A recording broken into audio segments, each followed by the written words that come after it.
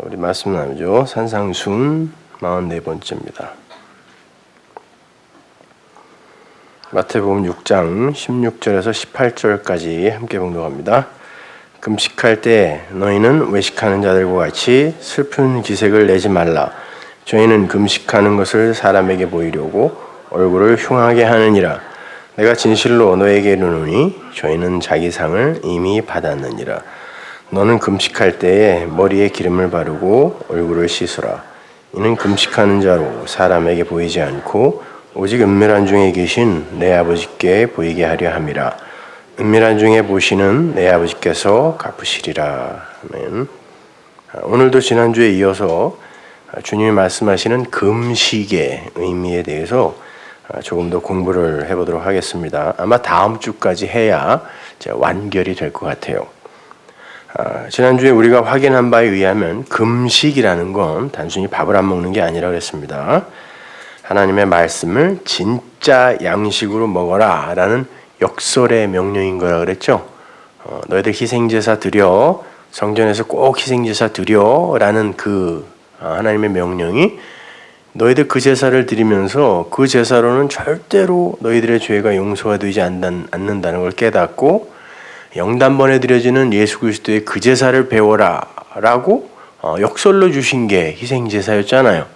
마찬가지입니다. 금식해 라는 건 제대로 된 걸로 먹어 라는 의미였단 말입니다. 근데 사람들은 그 말씀을 받자마자 자기의 두 마음, 에피두미아라는 두 마음으로 즉시 어떻게 해버린다 그랬죠? 노미조 해버린다 그랬죠? 법으로 해석을 해버린단 말이죠. 그래서 그 명령을 육의 양식을 금하는 그런 율법의 금식으로 받아들이고 그냥 그대로 행해버린 거예요. 사람들이 오늘날까지도 마찬가지예요. 근데 주님은 그거야말로 멸망의 금식이다 이렇게 이야기한단 말입니다. 알지 못하고 하는 그러한 성찬도 그것도 큰 죄이지만 알지 못하고 하는 이런 금식 같은 종교 행위 마찬가지예요. 큰일 나는 겁니다, 여러분. 그래서 금식할 때는 머리에 기름을 발라야 한다라고 한 거라 그랬죠. 머리라는 것은 머리이신 예수 그리스도를 이야기하는 겁니다. 머리카락에다가 뭐 직구 바르라는 얘기 아니에요. 그 예수 그리스도라는 그 머리, 그 마리아가 예수의 머리에 향유를 부은 그 사건을 그대로 이해하시면 돼요. 갖다가 거기다 대입하시면 됩니다. 그리고 머리에 기름을 바르고 또 얼굴을 깨끗이 씻으라. 얼굴이라는 건 프로소폰이라는 건 히브리어로 파님이라 그랬죠. 말씀의 그 진리를 덮고 있는 껍데기, 그렇죠? 그래서 얼굴이라는 단어 자체가 얼꼴이잖아요. 그것도 잘 붙인 거예요. 얼굴, 그 영의 그 모형, 그 꼴, 그것을 깨끗이 씻어야지. 그냥 꼴, 그 껍데기로만 보게 되면 큰일 나는 거죠. 잘못되는 겁니다. 그래서 얼굴을 깨끗이 씻으라 그런 거예요. 금식할 때 꼭 세수해 그런 말 아니라고 했습니다. 그래서 하나님이 이사야를 통해서 하나님이 기뻐하시는 금식을 아주 그냥 딱 정의해 주죠. 뭐라 그랬습니까? 하나님이 기뻐하시는 금식은 이라고 아주 딱 붙여줘요. 제목을.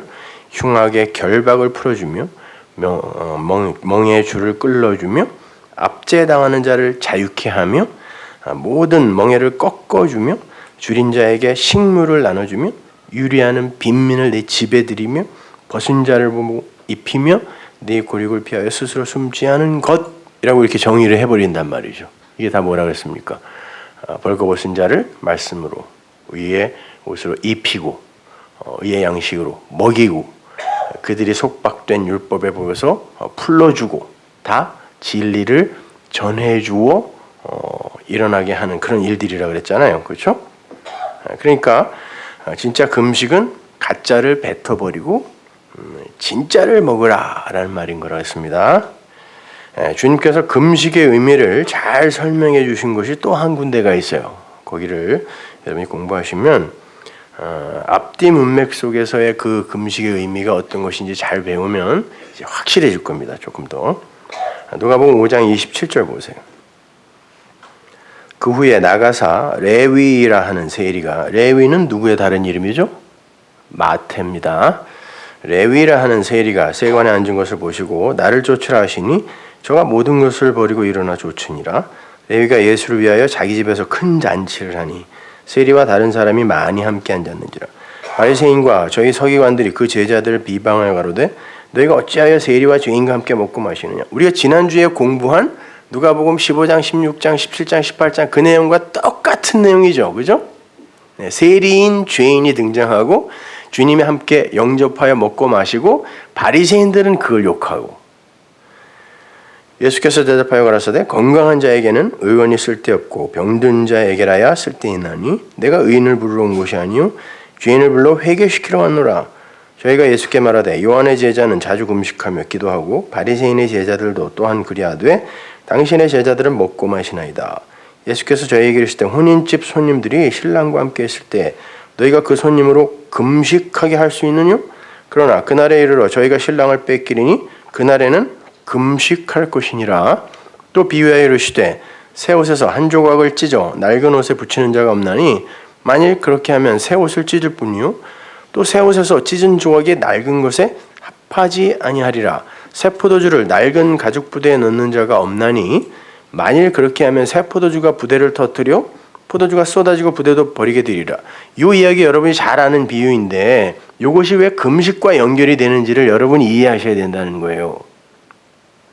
성경은 항상 문맥으로 이해를 해야 된다 그랬습니다. 뚝뚝 잘라서 그냥 그것을 내 교훈으로 삼아버리면 그건 토종비결되는 거예요. 새 포도주는 새 부대에 넣어야 할 것이니라. 묵은 포도주를 마시고 새 것을 원하는 자가 없나니 이는 묵은 것이 좋다 함이니라. 자, 주님께서 금식의 이야기를 하시기 전에 레위라 하는 마태, 세리 마태가 부름을 받습니다. 여기에서 그 마태의 이름을 레위라 부르는 건 그 레위, 류이스의 원래가 한글로 레위라고 읽는 건데 류이스 그 레위가 갖고 있는 그 의미 때문에 그래요. 그 레위는 히브리어 레비를 그대로 그냥 음역한 거예요. 그 뜻은 연합, 결합 이런 뜻입니다. 하나님과의 연합, 하나님과의 결합 이렇게 이야기하죠. 그때 쓰는 말이 레위예요. 레비라는 말입니다. 주님께서 지금 하나님과 연합되어 영생에 이르게 될 어떤 일을 레위 마태를 모형으로 해서 이제 설명을 해 주시는 거예요. 그래서 그 이름을 레위라고 하는 거예요. 그런데 그 출발이 텔로네스, 세리란 말이에요. 그래서 우리가 지난 주일도 살펴봤지만 세리는 죄인에서 출발하여 주님께 말씀을 들으러 나와 그 다음에 17장에서 내가 죄인입니다라고 고백을 하고 마지막에 가서는 그렇죠. 내가 이 10을 절반으로 5로 주어 만일 그 5로 토색한 일이 있으면 4로 넘겨주겠습니다라는 완성의 지점으로 가는 게 세리잖아요. 그 이야기란 말입니다. 30절을 보시면 그 세리가 죄인인 세리라고 표기가 되어 있어요. 그 하마르톨로스 죄인과 세리, 그 텔로네스가 둘 다 소유격인데 그 죄인이라는 단어가 형용사예요. 그러니까 그 형용사는 반드시 그 앞에 명사, 그 단어를 이렇게 수식하는 역할을 한단 말이에요. 그러니까 죄인은 세리를 수식하고 있는 거예요. 그렇죠? 그러니까 죄인인 세리 이렇게 보셔야지 죄인과 세리를 따로따로 떨어뜨려서 그렇게 보시면 안 된단 말이에요. 그러니까 죄인의 대표인 세리 이렇게 표기가 되어 있는 거라고 보시면 됩니다. 근데 지난 주일날 우리가 살펴본 것처럼 그 죄인의 대표인 그 세리는 순결한 자, 사케오, 자카이오스, 사케오가 순결한 자, 깨끗한 자라 그랬어요. 그걸로 끝난단 말이에요. 자카이오스, 자칼 거기서 나온 단어라 그랬죠. 그 순결한 자로 결론이 나는 거예요. 그래서 세리 나오다가 그 세리라는 단어 자체가 온전함을 사다, 온전함을 취하다라는 단어니까 그 세리를 죄인에서 시작하여 온전함으로 끌고 가는 게 구원이다를 보여주기 위해 성경에 세리가 계속 나오는 거란 말이에요. 그 단어를 하나님이 사용하시는 거예요. 그래서 마지막에는 자카이오스, 사케오로 끝나는 거예요. 사케오야 내려오너라. 내가 네 집에 유하리라. 연합이죠. 그게 레위 아닙니까? 연합이란 단어 자체가. 그래서 오늘도 그 세리, 마태를 레위라 부르는 거야. 이게 너희인데 이를 나는 반드시 자카이오스, 사케오로 만들 거야. 이런 이제 암시가 들어있는 거죠. 그 세리가 주님의 부름을 받아서 이제 성전, 세관을 떠났다고 하는데 그가 자기의 목숨을 걸고 있던 어떤 집이라는 의미예요. 거기가 육신들의 성전을 이야기하는 거예요. 그 성전을 이제 떠나는 거죠. 그리고 자기의 모든 것을 카타레이포, 버립니다. 버리고 주님을 쫓죠. 주님께서 항상 자신을 쫓는다고 하는 이들에게 네가 가진 걸 다 팔아 라고 이야기하죠. 다 팔아. 다 팔아 푸토코스. 가난한 이들에게 주고 나를 따르라 라고 얘기한단 말이에요. 그 말은 무슨 말이냐면 우리가 우리를 자랑하기 위하여 여러 가지 율법적 행위로 쌓아놓은 그 소유, 그걸 가지고 있는 게 부자라 그랬습니다. 그거를 네가 진짜 진리를 알았다면 바꿔 다 팔아야 되는 거예요. 다 놔야 된다는 그런 뜻이에요. 가진 재산 다 팔아. 요만큼도 남기지 말고 그리고 주고서 구제하고 나를 따르라 이런 말 아니란 말입니다. 해도 되고 안 해도 돼요. 제자들 보세요. 뭐 다 버렸다고 하지만 아니 주님이 딱 십자가에서 죽으시자 금방 자기들 감춰놓은 배 끈에다가 고기 잡으러 갔다니까요. 안 버렸어요. 그 배 빌려서 갔겠어요? 당시에? 그때 당시에 그 배는요. 그물을 끌어올릴 수 있는 배는 그때 당시에 엄청 귀한 거였어요. 다 선주들이었다니까요. 그 사람들이요. 그냥 어부 아니었어요. 뭐 조각배가 그런 거는 김병만이나 타고 다니면서 뭐 아마존에서 이러고 하는 거지. 그걸로 그물 던져서 뭐 이게 못 끌어올린단 말입니다. 부자였어요, 여러분. 그 사람들은. 근데 못 버리는 거예요. 자기 거 못 버렸단 말입니다. 다 버리라는 건 그러한 너희들 인간 측에서 쌓아서 하나님께 도달하려고 했던 모든 시도들을 다 버리고 진리와 바꾸라는 얘기란 말이에요. 자, 그렇게 이제 모든 걸 버리고 주님을 쫓는 거예요. 그리고 주님과 함께 한 그의 집에서 풍성한 양식으로 먹고 마시는 잔치가 벌어지는 거죠. 잔치가 벌어졌다 그래요. 그 레위의 집에서 뭐예요? 연합입니다. 주님과 한 집에 들어가 같이 먹고 마시는 거예요. 너는 나로 더불어 먹고 나는 너로 더불어 먹으리라가 연합이란 말이에요. 문 열어라 내가 들어간다 그러잖아요. 그죠? 그 연합이란 말. 그게 레위예요. 혼인잔치의 모형. 그게 레위가 가진 의미이며 그게 바로 구원이기 때문에 세리 레위에서 이제 출발하는 거예요. 근데 이게 먹는 거 그리고 먹는 것을 금하는 금식으로 자연스럽게 이어진단 말입니다. 그러니까 성경에 나오는 금식의 얘기는 여러분들이 밥을 몇 끼를 굶고 뭐 안 먹고 이거랑 아무 상관없는 거예요. 근데 바리새인들과 서기관들이 왜 죄인인 세리와 함께 먹고 마시냐라고 이제 주님을 비방합니다. 그때 쓰인 단어가 공귀조인데요. 원망하다, 비방하다 이런 뜻인데 그 단어는 단순히 비난하다, 비방하다, 원망하다 이런 식으로만 이해를 하시면 안 돼요. 고린도전서에 보면 바울이 그 공귀조라는 단어를요 어떤 과정의 결론으로 제시를 합니다. 그래서 이렇게 언어들 성경에 나오는 문자들이나 이런 것들을 공부할 때는 반드시 그것들이 쓰였던 많은 용례들을 찾아서 이게 이거다라고 확신이 들 때 제시를 해야지 그냥 아무거나 여기저기서 그냥 이렇게 찾아가지고 막 써버리면 안 되는 거예요, 여러분. 고린도전서 10장 1절 보세요. 형제들아 너희가 알지 못하기를 내가 원치 않으니 이건 고건법이죠. 그냥 너희들이 꼭 알았으면 좋겠어 그러면 되는데 히브리 사람들은 내가 알지 못하기를 원치 않는다 이렇게 이제 이중부정으로 더 강조를 하는 거예요. 우리 조상들이 다 구름 아래 있고 바다 가운데로 지나며 모세에게 속하여 다 구름과 바다에서 세례를 받고 이거 지금 홍해 건너는 사건을 이렇게 표현합니다. 다 같은 신령한 식물을 먹으며 푸뉴마티코스 그러니까 영적인 먹을 것 이런 말이에요. 신령한 식물 그러니까 무슨 뭐 엉뚱한 거 추측하고 그러지 마세요. 그러니까 푸뉴마티코스 푸뉴마적인 양식 이런 말이에요. 영적인 양식을 먹었으며 다 같은 신령한 역시 푸뉴마티코스 신령한 음료를 마셨다. 그렇죠?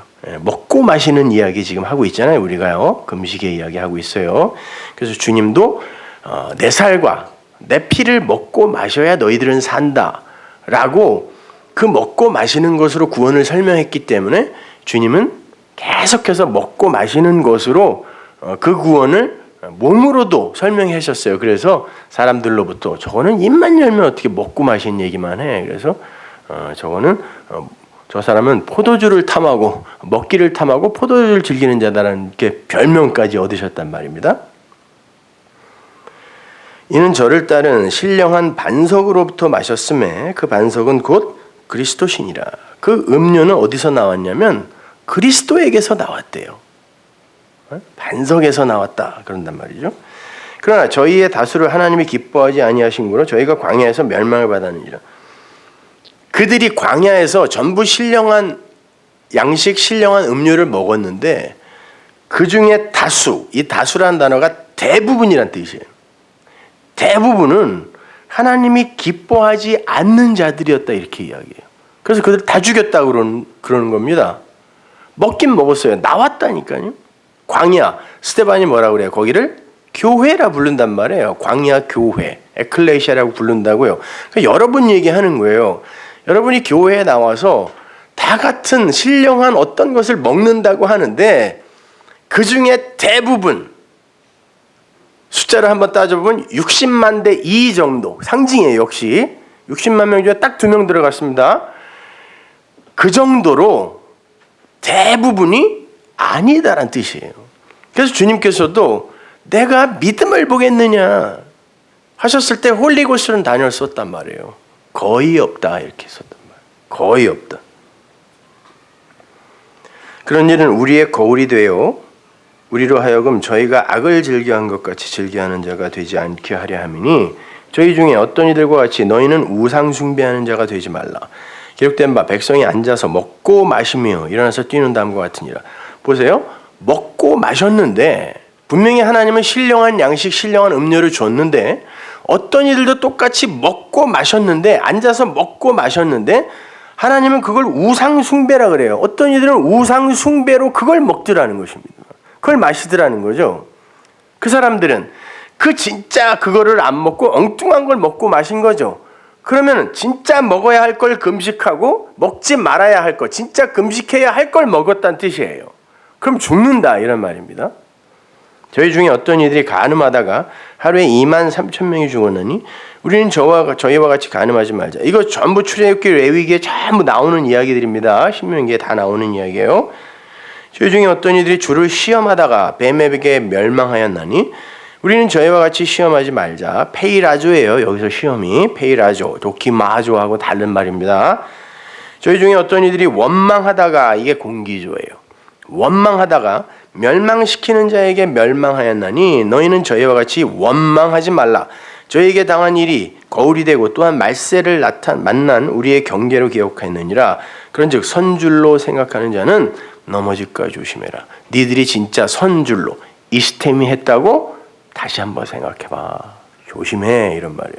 너희들이 진짜 영의 양식을 먹고 있다고 섰다라는 말이 스타우로스 십자가 언약의 기둥이라고 했습니다. 거기에 매달리면 사는 거예요. 그런데 아닌데 섰다고 착각하는 이들이 있다는 거예요. 엉뚱한 말을 그걸 진리라고 착각하고 예배당 안에서예요. 하나님은 저 절에 있는 사람, 이런 사람들 관심 없다니까요. 적어도 성경의 독자는 예배당에 나와서 나는 구원을 위해 이렇게 헌신합니다 하는 사람들에게 준 책이란 말이에요. 근데 그 중에 60만 대 2로 60만이 가짜, 2가 진짜. 이렇더라는 얘기의 상황이요.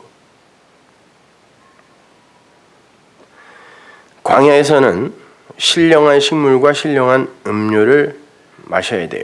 모세에게 속하여, 즉 모세는 그리스도 안에서죠, 그렇죠? In Moses, 모세 안에서 구원받았다라는 건 우리가 그리스도 안에서 구원받은 걸 모용하는 거니까, 그렇죠?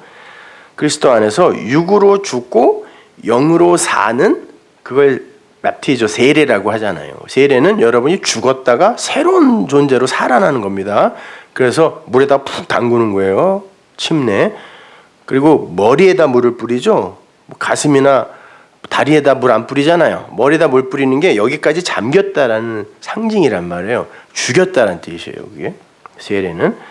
그렇게 세례에 참여한 자들은 하나같이 신령한 양식과 신령한 음료를 마시는 거라는 거예요. 그런데 플레이온, 다수, 대부분은 이미 그들이 고기를 먹고 광야로 나왔죠.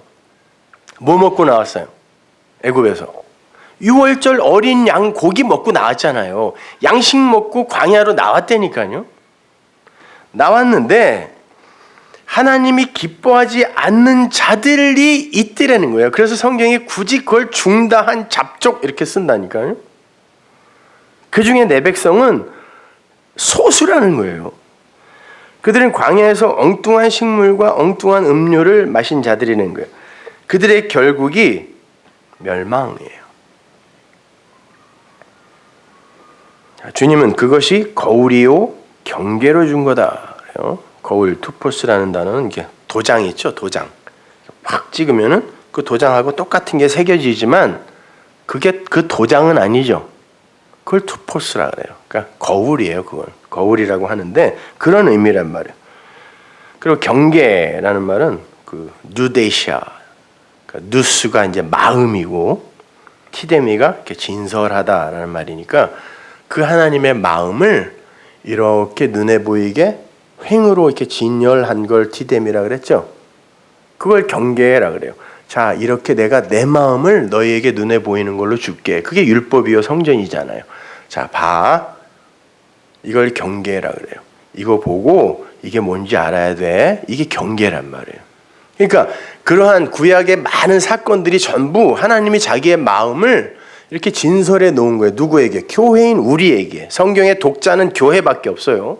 간디가 아무리 성경을 뭐 몇백 독을 했다 하더라도 그 사람은 그 성경을 진리로 보지 못했다니까요. 도덕책으로 봤다니까요. 그래서 죽는 날까지 산상수훈을 행하다 간 거예요. 그 사람은요. 근데 힌두교인이에요. 그러니까 그 사람은 그 성경의 독자가 아니란 말입니다, 여러분. 세상 사람들이 읽고 똑같이 도덕책으로 보고 행하는 게 성경책이 아니라니까요. 자, 그러니까 거울과 경계는 마치 성전처럼 하나님의 마음을 보이는 형상으로 이렇게 잘 세워서 티데미, 새겨둔 것, 도장이라 그랬죠, 그게. 새겨둔 거예요. 근데 그렇게 거울이요 경계로 사용된 사람들이 왜 멸망을 당했다고요? 이제 순서를 잘 보셔야 돼요. 자, 다른 것을 먹고 마시는 것, 그걸 우상숭배라고 그래요. 첫 번째예요, 이게. 십계명을 잘 생각해 보세요. 너는 나를 다른 신으로 섬기지 마. 그래서 첫 번째 계명입니다. 나 외에 다른 신 섬기지 마가 아니라 너는 나를 다른 신으로 섬기지 마예요. 그러면 두 번째, 그게 우상이야라고 하는 겁니다. 두 번째 계명입니다. 그게 우상이야. 그렇게 되면 너는 반드시 나의 이름을 망령되이 일컫게 될 거야. 이름이라는 것 자체가 그 단어의 뜻이 쉔미 말씀이잖아요. 분석된 말씀. 쉔 이름이란 단어 자체가 그죠? 그 말씀, 내 말씀을 그 말씀 안에 하나님이 계시된 거니까 그게 하나님의 이름이잖아요. 고대 시대 이름은 그 사람의 그 존재, 그 본질 이걸 축약해서 붙여준 거예요. 그래서 그 이름대로 되죠. 그런 것들이 다 그 이름이 의미하는 바를 우리에게 설명해 주기 위해 그러는 거예요. 그렇게 우상 숭배, 그런 다음에 그거를 그렇게 잘못 알아서 이게 하나님이 원래 이런 분인데 내가 그걸 율법의 하나님으로 내가 잘못 알아. 율법을 주셨기 때문에 그 율법 안에 담긴 그분이 그렇게 나에게 이것저것 명령하는 그분이 내 남편인 줄 알아. 내 하나님인 줄 알아. 그걸 간음이라 그러잖아요. 보세요. 우상 숭배, 간음, 그 다음에 시험했다 그래요. 자, 그렇게 하나님의 말씀을 곡해해버리면 구원에 있어서 하나님이 전적으로 주권을 행사하시는 게 아니라 내가 주인공이 되고 하나님은 내가 그 일을 하는 데 있어서 조력자 정도로 격화되는 거죠. 그걸 신의 죽음이라 그래요. 너희들이 왜 나를 모독해 그런다니까요. 그게 선악과 먹고 하나님처럼 된 자들이 지향하는 바가 그거란 말이에요. 내가 왜 하나님의 말만 들어야 돼? 나도 할 수 있다니까. 그러니까 하나님 당신이 나 좀 도와주세요. 내가 할게요. 멋지게 할게요. 영광 돌릴게요. 이러는 거. 이게 하나님 사례잖아요. 그래서 바리새인들이 주님이 왔을 때 왜 너는 은혜를 얘기해? 우린 지금 이렇게 열심히 하고 있는데, 목숨 걸어 하나님 섬기고 있는데, 그러면 우리의 신앙은 다 헛거야? 그래서 그 하나님을 죽였다니까요. 왜? 자기들의 자존심을 챙기기 위해서 이걸 하나님 사례라고 한단 말이에요. 율법주의를. 그게 뭐예요? 시험. 죽이기 위해 하는 시험. 페이라조잖아요. 보세요. 우상 숭배하고 우리가 그 말씀을 다른 남편으로 율법으로 가져버리면, 나에게 붙여버리면 그게 곧 하나님을 페이라조, 죽여버리는 시험이 되는 거란 말입니다. 그렇게 되면 항상 그 하나님은 원망의 대상이 돼요. 공귀조입니다. 그것이. 이건 각기 개별적인 목록으로 나열된 정도가 아니라 멸망받을 자들이 거치게 되는 과정인 거예요. 순서인 거예요.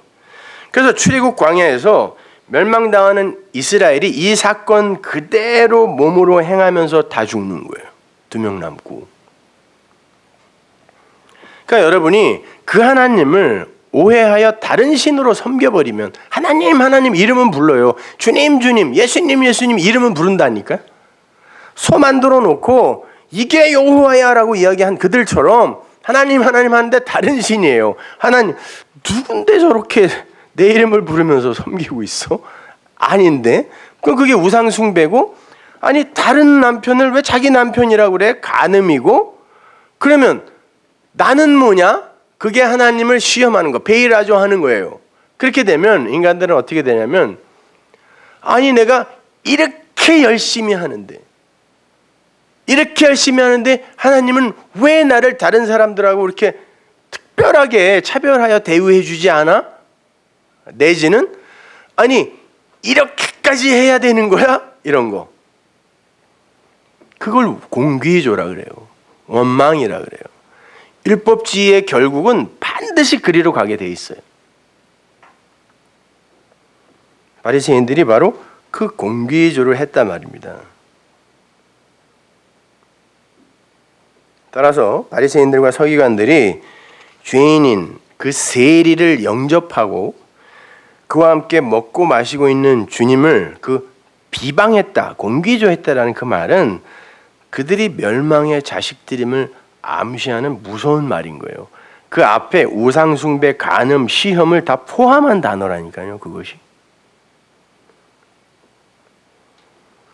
그 공귀조라는 단어가 히브리어 그 룬이라는 단어, 밤에 머물다라는 단어거든요. 단어와 라간, 불평하다, 원망하다라는 단어, 그리고 아난, 비진리를 말하다, 잘못된 말을 전해주다, 이런 말이에요.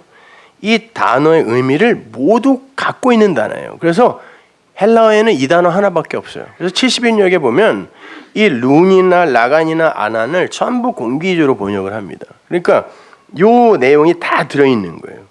밤에 머물러 불평 불만을 일삼으며 비진리를 말한다. 아니 헌신하여 죽어라고 하긴 하는데 아무한테도 들키지 않아. 근데 자기 자신에게는 힘들어, 이런 사람들이 있어요. 죽어라고 하나님의 일을 하는데요, 남들에게는 얼마든지 연극할 수 있어. 그런데 혼자 이불 쓰고 탁 누워있으면 힘들어. 힘들다는 건 나에게 이 생활을 하게 한 그분이 원망스럽다는 얘기예요. 그럼에도 불구하고 그게 들켜지면 사람들에게 신앙 없는 사람이라고 평가를 받을까 봐 억지로 감추는 거예요. 다들 힘들어. 미치겠어 아주 그냥. 그죠? 아닌 척하는 거지.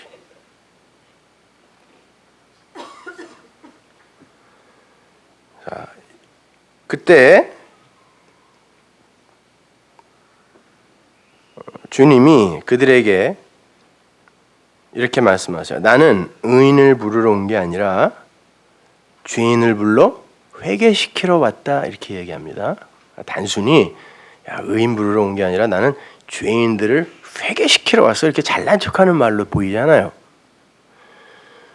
이 말을 좀 더 원문에 맞게 직역하면 나는 의를, 니카이오스, 의를 말하러, 강권하러 온 게 아니야. 나는 그 의를 설명하여 너희들을 의인 만들러 온 게 아니야, 이런 말이에요. 그러면 왜 왔어요? 나는 죄인을 불러 회개시키러 왔다 이런 말이 아니라 죄를 다른 마음으로 보게 만들러 왔어 이런 말이에요. 나는 죄를 다르게 생각하게 만들기 위해 왔어 이런 말이에요. 이 말을 여러분이 잘 이해하셔야 돼요. 여기 회개라고 번역이 된 메타노이아라는 단어는요, 메타노에오라는 단어의 명사형인데, 그 메타노에오가 뉘우치다, 반성하다 이런 마음이 이런 뜻으로만 쓰이는 게 아니라, 여기 제가 써놨는데 마이크 좀 줄래요?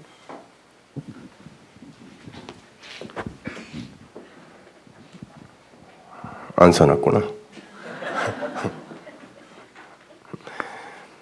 자, 메타가 이게 전치사예요. 근데 이 노에오가 여기 붙어가지고 한 단어가 된 거예요. 이거를 우리가 그냥 회개하다 이렇게 쓰는데, 이 노에오라는 이 단어가 마음을 두다, 마음으로 생각하다 이런 말이에요. 그리고 이 메타라는 단어가 연합이라는 뜻도 있지만 극명하게 다른 이런 뜻도 있단 말이에요. 저기 전치사가. 그러면 이게 무슨 말이냐면, 두 마음을 하나로 연합시켜. 그렇게 하면 어떻게 돼요? 난 항상 선과 악의 두 마음을 갖고 이렇게 분별해 버리는데, 그걸 하나로 연합시키면 아, 그건 이거구나, 이건 이거구나 하고 한 마음이 되면 그 현상을 지금 보는 그 현상으로 안 보고 다르게 보게 되겠죠. 그렇게 다르게 보게 되는 것을 메타노에오라고 하고, 그걸 그냥 우리말로 회개라고 이렇게 쓴 거란 말이에요. 그러니까 단순히 뭐 반성하다, 뉘우치다 이런 말이 아니란 말이에요. 회개라는 말 자체가. 그리고 이게 메타를 다른이라고 뜻으로 보게 되면 다른 마음으로 보게 되다, 다른 마음을 두다 여기다가 그런 말이에요. 그게 회개란 말이에요. 구약에는 이런 말이 무지하게 많이 나와요. 내가 너희에게 다른 마음을 줄 거야, 새 마음을 줄 거야, 마음을 바꿀 거야, 이런 말들 있죠. 그게 이 말이에요. 내가 너희에게 새 마음을 줄 거야, 다른 마음으로 생각하게 만들 거야. 이게 회개시키다 이런 뜻이에요. 그러면 내가 죄를 메타노에요, 다른 마음으로 보게 만들어 줄 거야 라는 게 무슨 말이에요? 우린 죄하면 율법을 가장 먼저 떠올리는데, 그 율법 안에 그대로 잠겨 있으면 그게 죄이고 그것으로 멸망하는 거죠. 그런데 그 율법을, 그 죄를 다른 마음으로 볼 수 있는 능력을, 성령이 들어오면 그 능력이 생겨요. 능력을 우리에게 주면 그게 뭘로 보이겠어요? 그게 뭔지를 아니까 그걸 성경이 의라고 불러요. 한번 생각해 보세요. 아니, 솔직해지자니까 이제요. 여기까지 왔으니까 의가 뭔지 알아요, 여러분? 세상 사람들이, 투사들이 이야기하는 그 의 말고 성경이 말하는 디카이오스라는 그 하늘의 의가 뭔지 진짜 아냐고요. 어떤 게 의예요? 의하면 생각나는 게 뭐예요? 뭐 일본에서 뭐 전철로 뛰어든 어떤 사람, 대신 뛰어든 그 사람 의인이라고 하는데, 그걸 성경이 말하는 의라고 할 수 있나요? 그거 아닙니다. 부하가 잘못 던진 수류탄을 자기가 덮고 죽은 강모 소령, 의인이라 그러죠. 성경이 말하는 의가 그겁니까? 절대 아닙니다, 여러분. 우리는 그 하늘의 의라는 걸 뭔지 알 수가 없어요. 하늘의 것은 절대 이 역사에, 땅에 섞여질 수가 없어요. 그것이 여기에 들어오면 그건 땅의 것이라니까요. 아세요? 하나님이 육신을 입고 오신 이유가 그거예요. 하나님이 직접 이 땅으로 와버리시면 그분은 땅적 존재가 되는 거예요. 그러니까 묵시 속에 그거는, 그 완성된 그것은 역사 속에 들어와서 우리 이 피조물들에게 포착될 수가 없는 거예요. 그러면 어떠한 방식으로 그게 우리에게 주어지냐면, 죄라는 것, 의를 우리에게 주기 위해 하나님이 죄가 뭔지를 우리에게 줬단 말이에요. 그럼 그 선악과 율법이라는 게 뭔지를 우리가 그래 이게 그거구나, 우리는 이걸 먹어서는 안 되는 거였구나라고 내가 깨달아 알았을 때 하나님이 그걸 의롭다라고 해주는 거예요. 그렇다고 그 의가 그 하늘의 그 의는 아닌 거예요. 우리는 모르는 거예요. 어느 정도만 알 수 있냐면 우리에게 주는 깨달음 정도만 알 수 있어요. 그 깨달음을 우리에게 의라고 해주는 거지 그 하늘의 그건 아니란 말입니다. 여러분, 우리가 알고 있는 하나님도 그 보이지 않는 그 하나님이 아니란 말이에요. 그렇게 우리의 이성 속에 갇히고 포착될 수 있는 그런 하나님은 그 하나님일 수 없다니까요. 그래서 우리의 이성에 맞게 그 수준으로 우리를 계시해 준 그 하나님을 창세기 1장이 엘로힘이라고 이야기하는 거예요. 그러니까 그 엘로힘은 그 창세기 1장 1절 맨 앞단어 앞에 숨어 계신 알레프라는 그 하나님, 그 하나님은 도저히 문자도 담을 수 없기 때문에 주어로 전부 생략되어 있잖아요. 그러니까 그 하나님을 우리가 알 수 있는 그런 분량만큼 계시해 준 걸 엘로힘이라고 한단 말이에요. 그리고 그것을 눈에 보이는 그런 것으로 우리에게 이것이 하나님을 담고 있는 거란다라고 보여준 성전, 예수, 성경 이런 것들을 여호와 엘로힘이라고 그래요. 창세기 2장 4절부터는 하나님의 이름이 바뀐다니까요. 그리고는 4장부터는 다시 여호와로 바뀌어버려요. 그러니까 여호와든 엘로힘이든 여호와 엘로힘이든 진짜 그분의 이름은 아니에요. 하나님의 이름이 어딨어요. 이름이라는 건 그분의 내용이라니까요. 그분의 내용을 우리는 다 알 수 없다고요. 다 알면 우리가 신이게, 그러니까 다 알 수 없기 때문에 우리는 그분의 그 내용, 그 이름을 모르는 자여야 되는 거예요. 모르나 너희들이 이만큼만 알면 너희들이 내 아들인 걸로 인정해 줄게 라고 한 그만큼의 계시, 그것이 성경에 나오는 그 하나님이란 말입니다.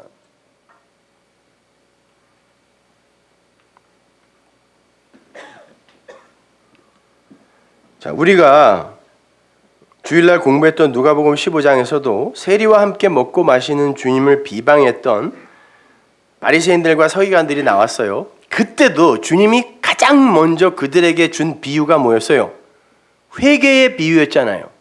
잃어버린 양의 비유, 잃어버린 드라크마의 비유, 탕자의 비유, 이렇게 세 개를 딱 붙여서 주시더니 이건 한 비유야 라고 단수로 말해버리신단 말이에요. 그래 놓고는 이게 회개다 이렇게 말씀하셨어요. 그러니까 그 탕자가 돌아온 건 아버지가 돌아오게 만든 거다. 찾아가서 아버지의 마음이 그를 찾아가서 그를 돌이켜 데리고 온 거야를 설명해 주기 위해 잃어버린 양의 비유와 드라크마 비유가 굳이 붙어 있는 거 아니야 거기에. 그리고는 회개 이렇게 이야기한단 말이에요. 자, 근데 여기서는 회개를, 죄를 다르게 보는 마음, 한 마음이 된 그 두 마음, 그런데 한 마음이 된 거, 이걸 메타노예요. 회개라고 이야기한단 말이에요. 순서는 똑같아요. 그리고 사실 내용도 똑같은 거예요. 근데 우리의 이해를 돕기 위해 이모저모로 자꾸 설명을 해 주시는 것 뿐입니다. 주님이 이 세상에 오셨을 때 이스라엘의 400년 암흑기였습니다. 말라키를 끝으로, 말라키가 사람 이름은 아닐 거예요. 그러나 하여튼 말라키가 끝 성경이니까 그 말라키를 끝으로 하나님의 말씀을 대언하는 선지자가 단 한 사람도 없었어요. 그걸 암흑이라 그래요, 성경이요. 그래서 주님이 그 400년 암흑기 기간에 이 땅에 오셨을 때 그 상황을 온 세상이 어두웠다 그러는 거예요. 아무도 그 진리가 뭔지를 모르네요. 그리고는 엉뚱하게 그 말씀을 행하고 있었단 말이에요. 하나님의 이름을 안 부른 게 아니에요. 율법을 열심히 행하고 회당에서, 성전에서, 그리고 제사를 열심히 지내고 있었다고요. 그리고 목숨 걸어 규례를 행했다니까요, 그들이. 근데 하나님은 그게 어두움이야 그런다니까요. 빛이 왔는데 세상이 온통 어두워서 아무도 그 빛을 못 알아봤다 이렇게 얘기한단 말입니다. 그래서 바울도 의인은 없나니 하나도 없다 그런 거예요. 자, 의인이 없어요. 근데 어느 정도로 없냐면 너무 없어. Nobody. 아무도 없어. 그러면 의인이 없는데 무슨 의가 있어요, 이 땅에. 창세기에서 그 상태를 성경이 일부러 그 빛이 오는 그 시점을 어떻게 만들어 버리냐면 창세기 1장에 혼돈과 공허와 흑암의 상태로 만들어 버리는 거예요. 그리고는 빛이 온다니까요, 창세기 첫째 날. 근데 온통 어두워요. 근데 그 빛이 어떤 이들을 그 어둠에서 건져내어 빛으로 만들어버려요. 그 안을 빛으로 심어버려서 너희들이 이 세상 비춰, 이제 내가 간다. 그리고 가셨단 말이에요. 어디로? 그들 안에 빛으로. 빛은 그분밖에 없으니까. 그러면 그를 빛이라고 해주는 거예요.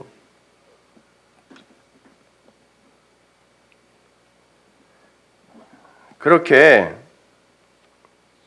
우리는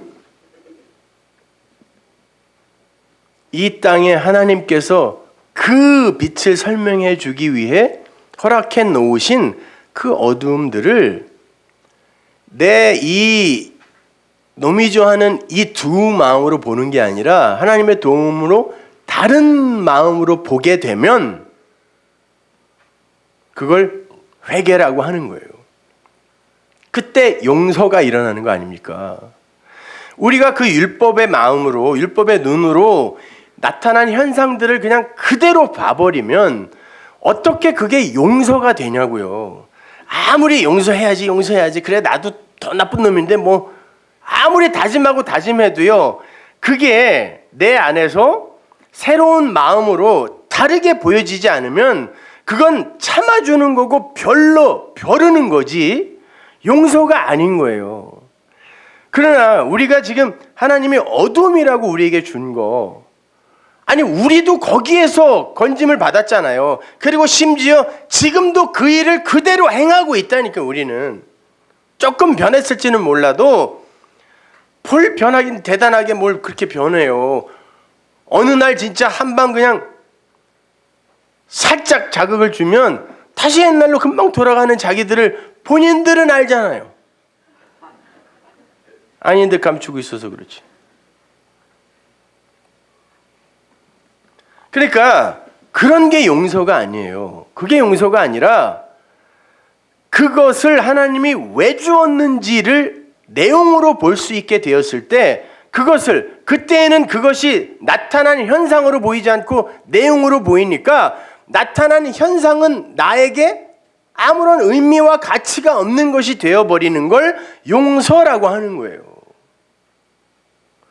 우리가 뭘 대단하게 어떻게 사람을 용서하고 뭐하고 합니까? 그게 아니라니까요. 우리가 용서해 주는 게 아니라 그걸 다르게 볼 수 있는 마음을 가지면 내가 용서를 하는 사람이 되는 거예요.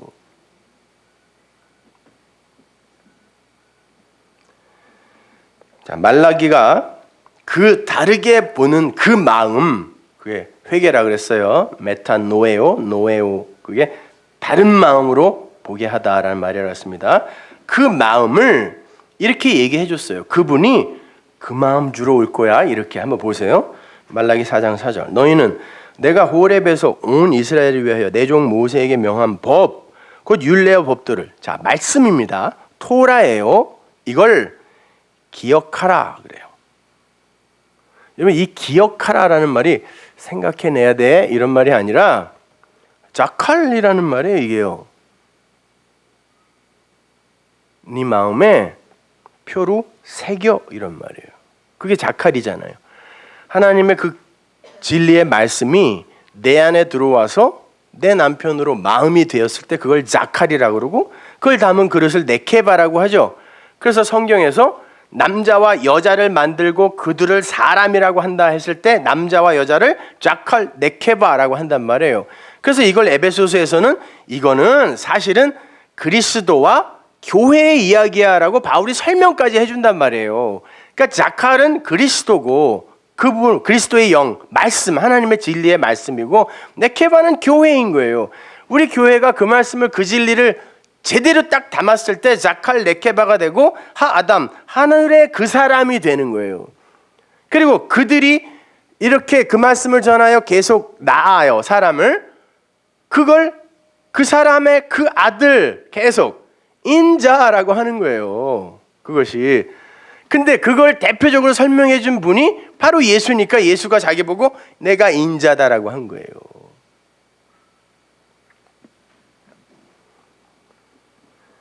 자, 근데 어떻게 그 마음을 새긴다 그래요? 너희들 힘으로 안 되니까 내가 엘리야를 보낼 거야 그래요.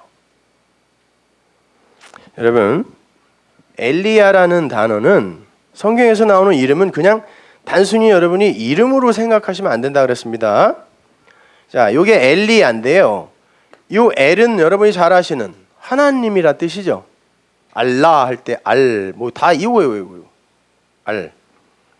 그리고 야가 바로 여호와, 예호바라고 있고, 뭐 이 바브를 와우라고도 읽으니까 여호와, 예호바 다 같은 말이에요, 그냥요. 요 야가 요 여호와의 추각형이란 말이에요. 그러면 엘리야라는 말 자체가 뭐냐면은 여호와의 하나님 이런 말이에요. 그러면 여호와는 뭐예요? 말, 소리입니다. 말, 소리입니다. 내 말을 줄 거야. 근데 어떻게? 네 말로. 하나님의 그 말씀을 우리가 이해할 수 있는, 그러니까 우리가 그 하나님을 담을 수 있는 그 그릇만큼 하나님이 우리에게 그 말로 주셨을 때 그걸 여호와라고 한단 말이에요. 내 말을 네 말로 좀 쓸게를 여호와라 그래요. 이거는 우리가 알 수 없는 거예요. 엘로힘? 아까 말씀드렸죠. 예, 그 하나님을 우리에게 설명해 주기 위해 도입한 개념일 뿐입니다. 그래서 이거를 설명해 주기 위해 창세기 2장 4절부터 4장까지 여호와 엘로힘이라는 개념이 등장하는데 그것이 이 땅에 우리에게 주신 성전, 역사, 인생, 예수, 성경 이런 거란 말이에요. 그러면 여호와도 안 보이는 거고 엘로힘도 안 보이는 건데 하나님이 우리에게 여호와, 엘로힘 이렇게 눈에 보이는 걸로 줘놓고는 이름을 여호와 엘로힘이라고 그랬어요. 무슨 말이냐면 이렇게 보이는 걸로 주더니 얘들아 이거는 사실은 안 보이는 거야 이렇게 준 거예요. 그러니까 보이는 것으로 그냥 봐버리면 안 돼. 그게 예수예요. 그게 성경입니다. 너희들은 내가 준 그것을 내용으로 봐야지. 이렇게 너희들이 그걸 그냥 표피적으로 보면 안 돼 라는 의미에서 이렇게 주시고는 눈에 보이는 걸 주고는 요건 안 보이는 거야 이렇게 준 거란 말이에요. 자, 그것을 주는 그 하나님의 역할을 하는 그게 엘리야예요. 자, 그 엘리야가 이 땅에 3번 오죠. 첫 번째 그 불말과 불병거 타고 어디로 갔다는 그 양반, 그 엘리야 있죠, 그죠? 그리고 두 번째 엘리야가 누구예요? 예수님이 세례요한 보고 엘리야라 그래요. 왔다, 그가 엘리야다. 그런데 당신도 엘리야예요. 전부 그 역할을 한 거예요. 하나님의 말씀을 그들에게 주어 그 말씀을 내 안에 그 하나님을 내 안에 마음으로 갖게 하는 역할을 하는 그게 엘리야예요. 그 엘리야를 너희에게 보내어서 내가 그 마음을 줄 거야 이렇게 이야기한단 말이에요. 그 마음을 바꿔줄 거라는 거예요. 근데 여기 한번 보세요. 5절 보라 여호와의 크고 두려운 날이 이르기 전에 내가 선지 엘리야를 너에게 보내리니 그가 아비의 마음을 자녀에게로 돌이키고 이게 회개예요. 슈부 메타노예요. 똑같은 단어예요. 그거를 히브리어로 바꾸면 슈부거든요. 돌이키게 하고 자녀들의 마음을 그들의 아비에게로 돌이키게 하겠다는 거예요. 그리 돌이키지 아니하면 두렵건대 내가 와서 저주로 그 땅을 칠 거다. 이게 끝이에요. 구약의 끝입니다. 그러면 그 마음을 돌이키는 어떤 이가 와야 되잖아요. 그분이 예수라니까요. 마태복음 1장 빛이 왔다 오는 거예요. 근데 그 슈브라는 단어에서 쉐부엘이라는 단어가 나오는데요. 그 단어가 뭐냐면 제가 여기 써놨죠. 쉐부엘이 뭐냐면 여기 또 안 썼나? 여기 있네요. 자, 시간이 하도 자꾸 빨리 가니까 제가 막 일부러 써놓는데 요 엘이 하나님이잖아요. 쉐부가 뭐라 그랬어요? 돌이키다, 회개케 하다. 그죠? 근데 이렇게 붙여 써버리면 뭐냐면 하나님의 포로 이런 뜻이에요. 그러면 여러분이 회개를 하게 되면 어떻게 돼요? 하나님의 포로가 되어 그분에게 끌려가는 거예요. 그걸 회개라고 한다니까요. 그래서 누가복음에서도 하나님이 회개를 설명하시는데 그분이 잃어버린 이가 찾아가지 드라크마가 나 여기 있어요 하고 주인을 찾아오지 않는다니까요. 잃어버린 양이 주인님 어디 계세요 하고 찾아오는 게 아니라 주인이 찾아가서 어깨에 메고 오는 거예요. 그리고는 잔치가 벌어지는 거란 말입니다. 그 이야기가 세리 레위의 이야기와 똑같은 거고 또 누가복음 15장의 그 세리 이야기와 또 똑같은 거란 말입니다. 그게 구원이란 말이에요. 자, 그 마음은 새 언약에서도 여러 번 반복하여 제시되었던 바로 그 마음이에요. 그 마음이. 한번 보세요. 하여튼 우리가 수십 번 찾아서 읽었는데 읽을 때마다 새로워. 그래서 자꾸 읽는 거예요, 우리가요. 한번 보세요. 에스겔서 36장 25절. 맑은 물로. 이제는 우리가 단어의 개념을 하나하나 알아가면서 이제 성경의 내용들이 좀 명쾌해지지 않아요? 자, 맑은 물은 뭐예요? 깨끗한 물. 진리의 말씀입니다. 너희에게 뿌려서 너희로 정결케 하되 그 물로만 정결케 될 수 있는 거예요. 그래서 신약 때에도 정결 예식을 행하는 항아리에 항상 물이 들어있는 거고 성전 마당에도 물두멍에 물이 있는 거예요. 그걸로 깨끗이 돼야 성소로 들어갈 수 있는 겁니다. 정결케 하되 곧 너희 모든 더러운 곳에서와 모든 우상을 섬김에서 너희를 정결케 할 것이며 우상 섬김, 아까 고린도서에서 우리가 찾아 읽은 것 중에 한 대목이 나왔습니다. 또 새 영을 너희 속에 두고 요한복음의 말로 바꾸면 이 영이 말이요 생명이다 그랬습니다. 그러니까 말씀, 로고스요 생명이다 그랬어요. 자, 새 영을 너희 속에 내 말씀을, 내 말을, 내 영을 너희 안에 두고 새 마음을 너희에게 주되 그게 새 마음을 주는 거라는 말이에요.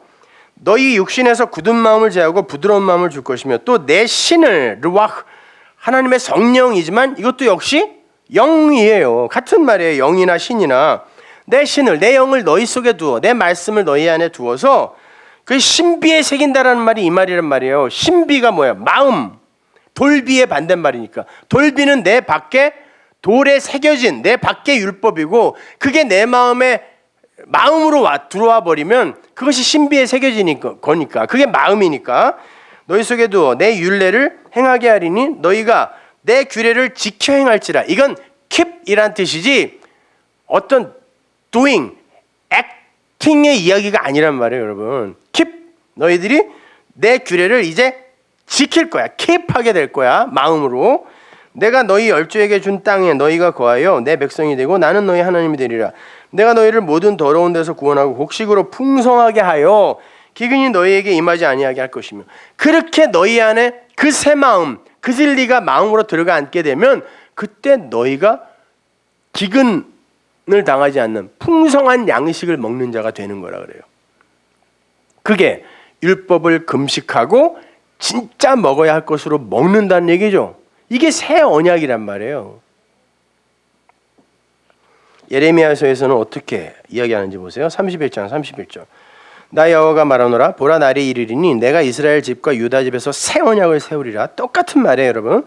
나 여호와가 말하노라 이 언약은 내가 그들의 열조의 손을 잡고 애굽 땅에서 인도하여 내던 날에 세운 것과 같이 아니할 것은 내가 그들의 남편이 되었어도 그들이 내 언약을 파하였습니다. 여러분이 이런 대목들을 이제 중요하게 밑줄을 짝짝 쳐놓으셔야 돼요. 내가 남편이 되어서 너희를 애굽에서 끌어냈다. 근데 너희가 내 언약을 파하더라. 60만 명 중에 59만 9,998명이 범했잖아요. 상징이지만 남편이 되었는데 아니었대요. 나 여호와가 말하노라. 그러나 그날 후에 내가 이스라엘 집에 세울 언약이 이러하니 곧 내가 나의 법을 그들 속에 두며. 그럼 그 전에는 밖에 법으로 그들을 끌고 가려 했다는 거죠. 그것도 남편이라 그래요. 하나님이. 그 마음에 기록하여 나는 그들의 하나님이 되고 그들은 내 백성이 될 것이라. 그들이 다시는 각기 이웃과 형제를 가리켜 이르기를 너는 여호와를 알라 하지 아니하리니 이는 작은 자로부터 큰 자까지 다 나를 알미니라. 왜? 마음에 그분이 들어와 있으니까. 내가 그들의 죄악을 사하고 다시는 그 죄를 기억지 아니하리라. 그렇게 되면 그게 용서다 그러는 거예요. 뭐 착한 일 했다고 그런 말 있어요 여기서? 그게 아니라 너희들 안에 그것이 그 마음이 되면 그게 용서다 이러는 거예요. 나 여호와는 해를 낮에 빛으로 주었고 달과 별들을 밤에 빛으로 규정하였고 바다를 격동시켜 그 파도로 소리치게 하나니 내 이름은 만군의 여호와니라. 내가 말하노라. 보세요. 나는 해를 낮에 빛으로 주었고 달과 별을 밤에 빛으로 주었어. 그러나 그건 둘 다 빛이네요. 네, 오르예요. 빛이에요 그것이. 그리고 나는 바다를 그리고 그 파도를 시켜 내가 하고 싶은 말을 하는 거야 라고 이야기를 해요. 그러면 낮에 해, 밤에 달, 바다, 파도 이것으로 그 말을 들으면 되겠네요. 낮에 해, 밤에 달 이걸 이리저리 나눌 게 아니라 파도와 바다를 뭐 평온과 무트로 이렇게 나눌 것이 아니라 그것에 내가 내 말을 심어 놓았다고 하시니까 그걸 내가 내용으로 알면 될 거 아니에요. 그거 보세요. 그거를 내가 너희들에게 마음을 주었을 때 너희는 그걸 할 수 있을 거라고 이야기한단 말이에요. 그리고는 그때 너희는 죄 없다 함을 받으리라. 그렇게 보면 된다는 거예요. 그렇게 깨달으면 된다는 거예요. 뭘 고치거나 이런 것을 했을 때 주어지는 게 용서가 아니라니까요.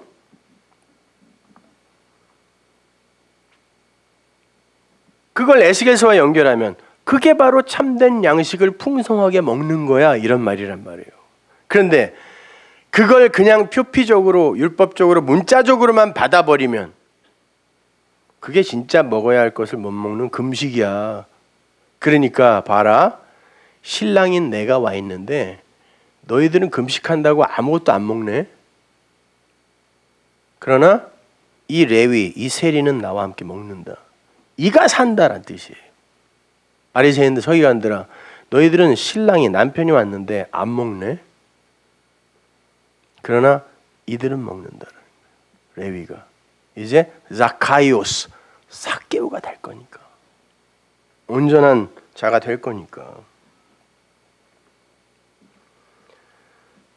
그래서 주님이 나는 의를 강권하러 온 것이 아니라 죄를 다른 마음으로 보게 다르게 보게 만들러 온 거야 이렇게 말씀하신 거예요.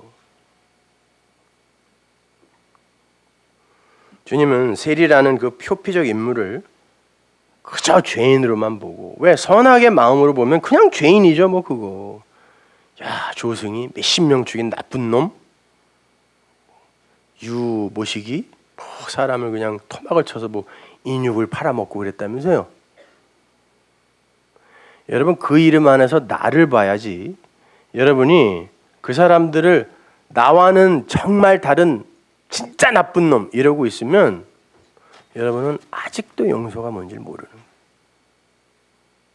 왜 모든 우리 신앙의 선배들이 내가 죄인 중에 계십니다 라고 이야기를 하고 갔겠어요? 우리는 저놈이 죄인 중에 계시죠 이러고 있는 거예요. 그리고 그거를 아주 성실하게 그리고 선명하게 증명할 수 있는 일을 신앙이 좋다 이렇게 평가해 준다니까요.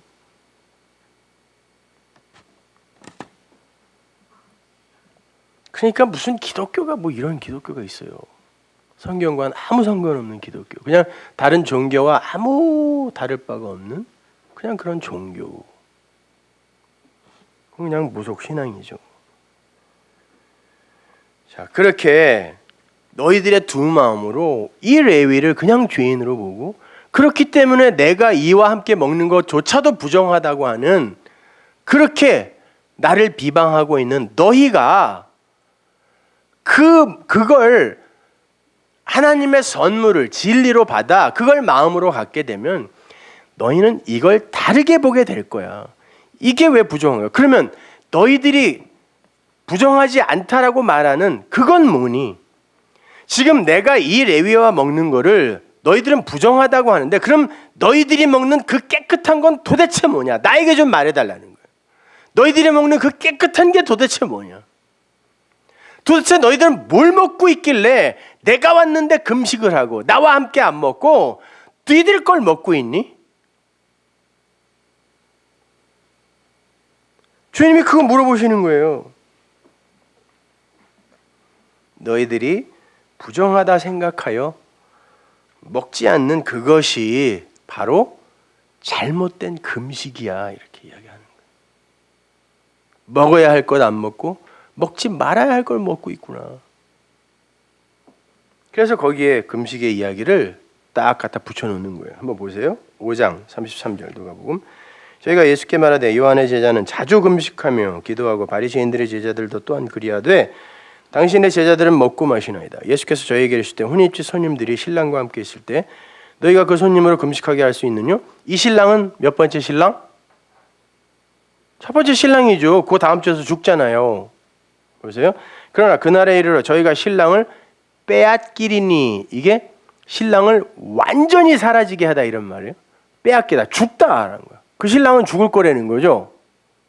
아까 우리 새 언약에서 내가 남편으로 너희에게 너희 밖에서 너희 손을 잡고 끌고 갔는데 그럼에도 너희들은 법을 어기더라 했을 때 그 남편인 거예요, 이것이요. 그러니까 이 땅에서의 우리의 첫 번째 혼인잔치는 비극으로 끝나야 맞는 거예요. 어떻게? 남편이 죽는다니까요. 그러나 그날에 이르러 저희가 신랑을 빼앗기리니 그날에는 금식할 거다. 이 신랑과 있을 때에는 이 신랑이 주는 걸 먹을 거라는 거예요. 그러나 이 신랑을 빼앗기는 그날에는 이거 안 먹는다는 뜻이에요. 자, 이게 뭔지를 한번 여러분이 잘 이해하셔야 됩니다. 요한의 제자들과 바리새인의 제자들, 그들은 금식합니다라고 이야기했어요, 여기서. 그리고는 예수의 제자들이 이렇게 대조되어 나오고 있습니다. 근데 요한의 제자들과 바리새인의 제자들은 금식하는데 예수님의 제자들은 뭘 먹고 있네요. 자, 여기서 금식과 물 먹음의 대조가 일어나고 있는데, 요한은 예수님이 말씀하신 것처럼 율법과 선지자의 때가 요한의 때까지다 그랬으니까 구약의 마지막 인물로 나오는 거예요, 이제요. 자, 구약의 제자들 그리고 바리새인들은 당연히 율법주의의 대표들인 거예요. 구약의 대표들인 거죠. 근데 바리새인들은요, 자기들의 제자들을 절대 제자라고 안 불렀습니다. 아들이라고 불렀어요. 주님이 왜 복음을 설명하면서 아버지와 아들의 개념을 끌고 와서 설명해 주시는 줄 아세요? 바리새인들은 제자를 두지 않았어요. 자기가 가르치는 그들을 아들이라 불렀기 때문에, 그래? 그럼 내가 니들이 아는 걸로 설명해 줄게. 바리새인은 우리의 대표란 말이에요. 진리를 알기 전에 모든 인간들은 다 율법주의에 속해 있던 자들이니까. 그래, 그 아들을 가지고 내가 설명해 줄게. 너희의 아비는, 니들이 하나님이라 부르는 그 아비는 마귀다 라고 시작하신다니까요. 나는 아버지의 말을 하는데 너희의 아비는 마귀다 라고 했을 때 두 아버지가 나오잖아요. 그러니까 너희가 아버지라고 생각하는 그걸 내 아버지로 설명해 줄게, 이런 말이에요. 그래서 그 아들이라는 개념을 들어다가 설명해 주시는 것 뿐이에요. 자, 혼인집 손님들이 신랑과 함께 있다라고 이야기하시는데, 여기서 손님이란 말은 후요스, 아들입니다. 혼인집에 있는 아들들이 그들은 이미 하나님의 선택 안에 있는 자들이란 뜻이에요. 아들들이 신랑과 함께 있는데 그 잔치집에서 아들들 보고 금식하라 할 수 있느냐 그래요. 하나님은 지금 세리 레위의 집에서 벌어지고 있는 그 잔치를 거기에다 이 비유를 붙이는 거니까 신랑과 함께하는 레위의 혼인잔치라고 하고 있단 말이에요. 왜 이름이 마태가 아니고 레위인지 여러분이 여기서 분명히 이걸 구별해 낼 수 있어야 돼요. 신랑이 살아있는 동안에는 신랑과 함께 먹고 마시는 게 옳다는 거예요. 근데 얼마 있다가 아파이로 신랑이 완전히 사라지는, 제거하다 혹은 이렇게 들어올리다, 이게 십자가에 매달다를 들어올리다라고도 표현하잖아요. 그 단어예요. 완전히 제거되면, 들어올려지면 신랑이, 그러면 그들이 금식하게 된다 그래요. 그런데 지금 혼인잔치에서 주님과 함께 음식을 먹고 마시는 자가 누구? 레위, 세위 레위. 그죠? 세리 레위. 그죠? 근데 레위는 누구의 이름이요 또? 레위 지파요. 레위 지파가 뭐 했던 사람들이에요? 성전에서 율법 열심히 지키고 제사 지냈던 사람들이에요. 그 사람이. 제사장들은 다 레위 지파 사람들이니까. 자, 율법주의의 대표가 레위라니까요. 근데 그 레위라는 단어 자체는 연합이라는 뜻이라 그랬죠. 뭔가 가능성을 품은 레위인 거예요. 하나님께서 레위 지파를 왜 만들으라 그래요? 애굽에서 내가 장자들을 다 끌어냈으니까 장자는 다 내 거야. 그러니까 장자 다 데리고 와. 그랬을 때 이스라엘의 장자들이 전부 성전에 가서 섬기면 나라가 운영이 안 될 거 아닙니까? 그래서 장자 대신의 대표로 간 게 레위니까 이스라엘의 장자들이란 말이에요. 그들은 하나님이 택한 아들들로 가 있는 건데 첫 번째 신랑과 함께, 첫 번째 성전과 함께 뭐를 하냐면 그 율법을 받아 율법을 섬기고 먹는 자리에서 출발을 하더라는 거예요. 레위가. 생각해 보세요. 그게 없이 어떻게 진리를 알아요? 아니, 의라는 게 이 땅에, 묵시 속에 의라는 게 없는데 죄가 없으면 이게 없는데 뭘로 이걸 설명하냐고요. 마찬가지인 거예요. 레위, 하나님과 연합되어 하나님의 아들들이 될, 장자들이 될 그들은 그 성전에서 첫 번째 남편인 그 율법을 먹고 마시게 되어 있어요. 처음에. 그러나 결국은 자카이오스로 완성이 되는 그런 자들이란 말입니다. 그런데 그 레위와 함께 그 레위 이외의 다른 모든 이들도 그걸로 먹어요. 똑같은 걸로 먹는다니까요. 신랑이 왔지만. 그러나 이들은 이걸 먹고 이게 나를 살리는 게 아니라 죽이는 거구나라고 깨달아 그걸 내용으로 먹는다는 이야기예요. 그래서 신랑이 왔을 때 다 똑같이 먹는데 그들은 이걸 진리로 먹는다고 이야기하고 다른 이들은 너희들은 그걸 그대로 먹어버리니 못 먹는 거구나. 금식한다라고 하는 거예요. 그래서 율법으로 열심히 행하는 그걸 주님이 그걸 금식이라고 한다니까요. 왜 금식하고 있어? 먹어야지라고 이야기하는 거예요. 근데 이들도 똑같이 율법으로 먹었는데 이들은 그거를 이제 진리로 화하게 만들 수 있는 그런 자리로 불림을 받은 자란 말이에요. 이 레위는. 자, 하나님의 택한 백성들은 첫 번째 신랑이 주는 그 율법이라는 양식을 먹고 어디서 나오죠? 애굽에서 나옵니다. 맞아요? 어린 양. 우리가 그 혼인잔치의 그 남편을 어린 양이라고 하잖아요. 애굽에서 나올 때 뭐 먹고 나오냐고요. 어린 양 고기 먹고 나오잖아요. 그러니까 첫 번째 남편의 그 고기를 먹고 나오는 거예요. 그걸 양식으로 먹고 나온다니까요. 유월절 고기, 십자가 이전에 예수가 주시는 그건, 그 말씀은 다 유월절 어린 양 고기적 말씀인 거예요. 그래서 그 말씀을 먹고 아무도 못 살아난 거예요. 다 도망갔다니까요. 수제자까지. 그 고기는 먹고 살아나는 고기가 아닌 거예요. 그래서 애굽에서 60만 명이 전부 죽는 겁니다. 자, 그곳에서 나와서는 이제 그 고기는 먹으면 안 되죠. 그래서 주님이 고기 주세요, 고기 주세요 하는 그들에게 메추라기를, 그것도 새입니다.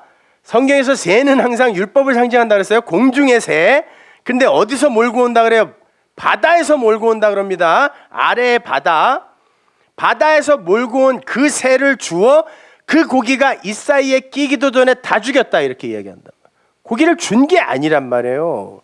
이 사이에 끼기도 전에 죽은 게 뭘 먹은 거예요. 그게 양만 올린 거지. 그래요. 고기는 밤의 양식이고 만나는 아침의 양식이다라고 하나님이 말씀하시죠. 그럼 밤의 양식을 먹으면 죽습니다. 근데 자꾸 고기 달라 그러니까 그래 줄게 라고 주워놓곤 그걸 먹는 족족 죽여버린 거예요. 다. 그러면 다시 6월절 어린 양의 그 첫 남편이 주는 그 고기를 다시 먹으면 돼요? 안 돼요? 안 돼요. 그것으로 먹으면 안 돼요. 그걸 어린 양의 피로 다시 마셔야 되는 거예요. 그러니까 떡을 먹은 다음엔 포도주를 마셔야 되는 거예요. 이게 순서로 나와 있다니까요. 떡과 포도주 함께 먹는 거 아니에요.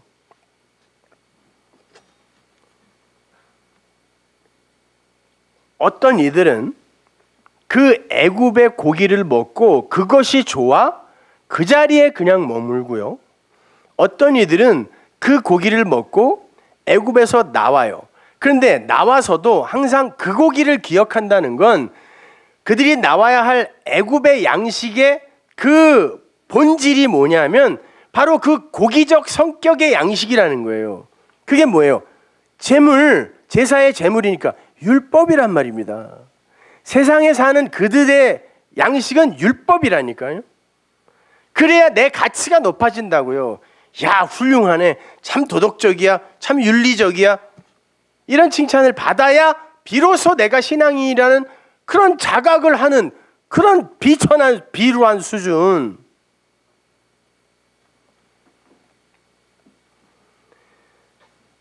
그런데 그 첫 번째 신랑은 반드시 죽는다 그래요. 그게 로마서 7장의 이야기예요. 다시 한번 보세요. 로마서 7장 1절. 다 끝났어요. 형제들아, 내가 법하는 자들에게 말하노니 너희는 율법이 사람의 살 동안만 그를 주관하는 줄 알지 못하느냐? 남편 있는 여인이 그 남편 생전에는 법으로 그에게 매인바되나 만일 그 남편이 죽으면 남편의 법에서 벗어났느니라. 그러므로 만일 그 남편 생전에 다른 남자에게 가면 음부라 이르되 남편이 죽으면 그 법에서 자유케 되나니 다른 남자에게 갈지라도 음부가 되지 아니하느니라.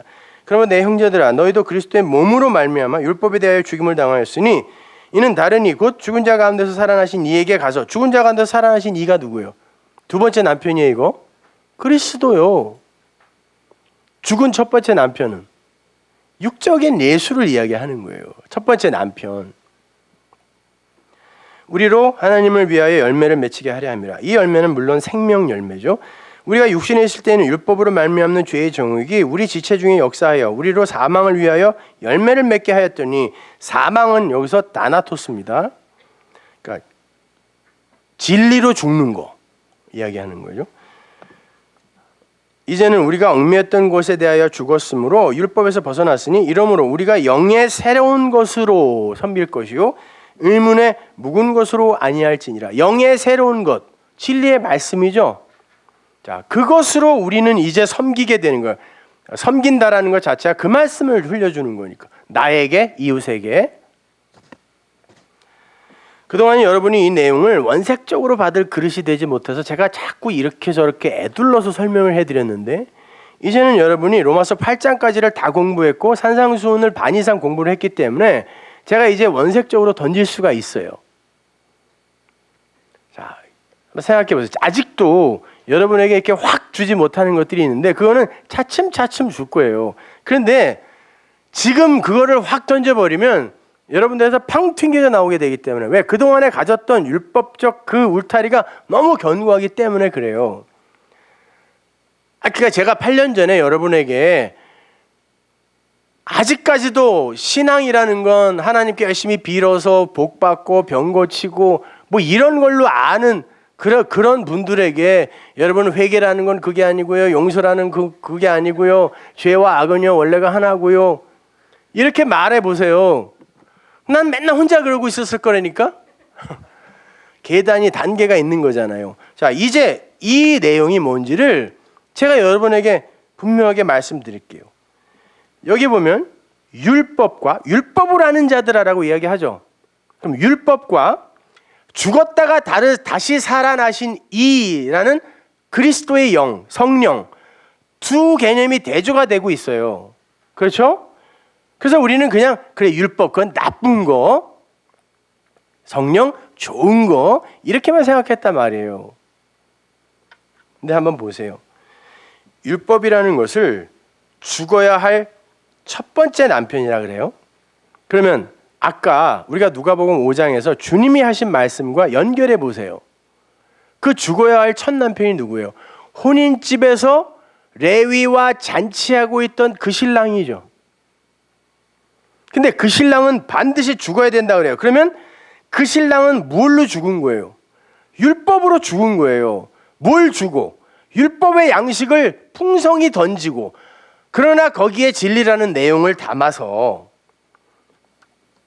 유월절 어린 양으로 죽어버리는 육적인 예수를 가리키는 거예요. 그 육적인 예수가 살아있으면 나를 위해 그렇게 큰 일을 해주신 그분을 늘 그분께 감격하고 그분을 칭찬하고 그분을 섬기느라 우리는 또 율법의 종이 되는 거예요. 그래서 성경이 주님이 말씀하신 거예요. 그 남편은, 첫 번째 남편은 반드시 죽을 거야. 반드시 죽을 거야. 그리고 니들 마음 안으로 들어오는 그리스도의 영으로 다시 오신다는 거예요. 그건 내 안으로 들어온다는 거죠. 그러니까 내가 내 밖에 두고 섬길 존재를 없애버리겠다는 뜻이란 말입니다. 선악 구조 속에서 여러분이 반드시 해결해야 될 게 뭐라 그랬어요? 선악도 그렇지만 남녀, 신인도 반드시 벗어나야 할 선악 구조인 거예요. 그래서 성경이 하나님과 내가 연합된다, 하나가 된다, 내가 네 안에, 네가 내 안에, 자꾸 이런 개념을 말씀하시는 거예요. 그리고 남자와 여자를 하나로 묶어서 사람이라고 단수로 이야기를 해버리는 거고, 그러니까 남자 여자를 자꾸 차별하고 구별하고 그래서는 안 된다니까요.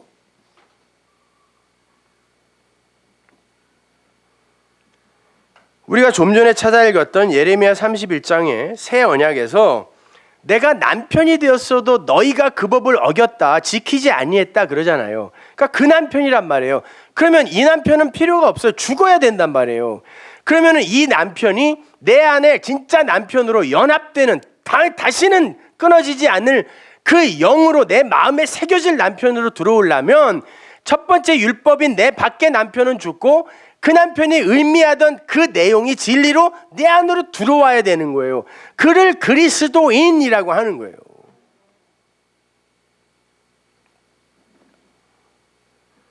그러니까 이 이야기는 예수라는 첫 남편과 그리스도라는 두 번째 남편의 이야기인 거예요.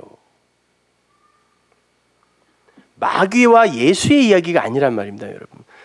우리는 항상 그런 거에 묶여 있어요. 주님이 요한복음 7장에서 그 성령을 뭐라 그래요? 배에서 흘러나오는 생수다 그런단 말이에요.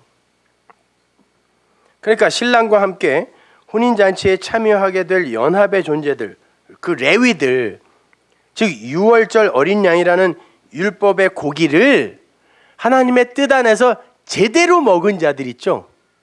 제대로 먹은 자들은 반드시 이제 그 남편과, 첫 번째 남편과 먹었던 그 고기를, 그게 뭔지 알았으니까, 율법이 뭔지 알았으니까 이제 그 남편이 죽으면 금식하고 그거 안 먹고 다른 것으로 먹게 된다는 그런 말이에요.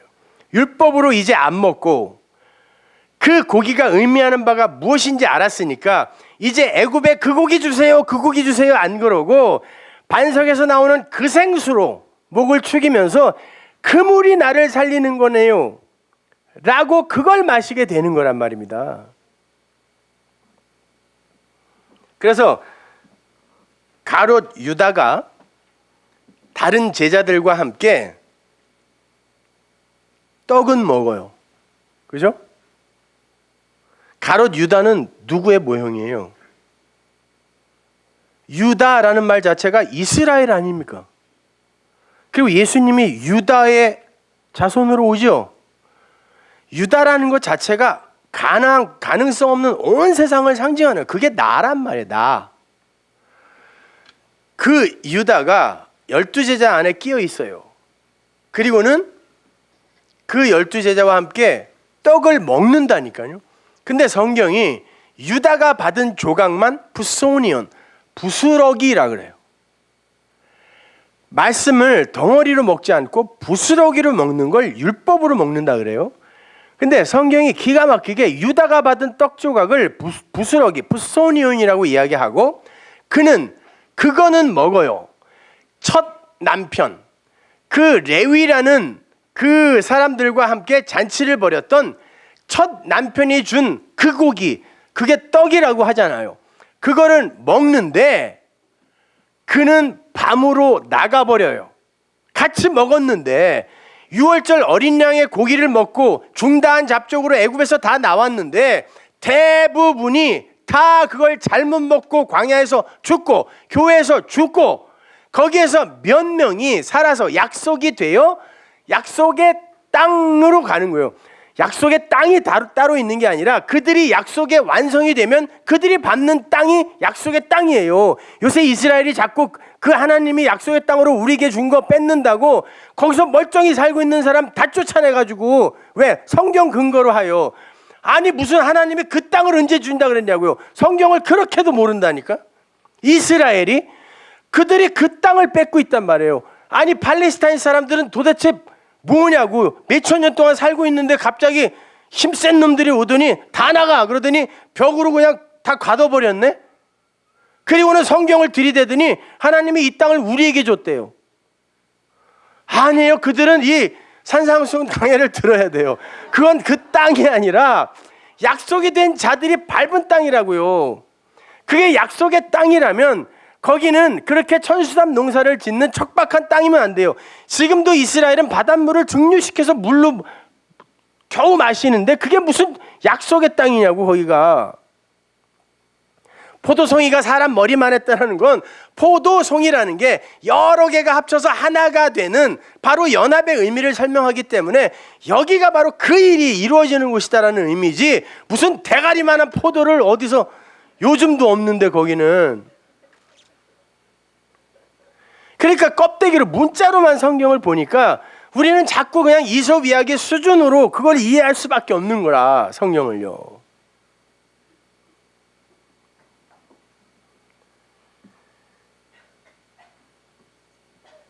그리고 남아있는 제자들에게 주님이 뭘 줘요?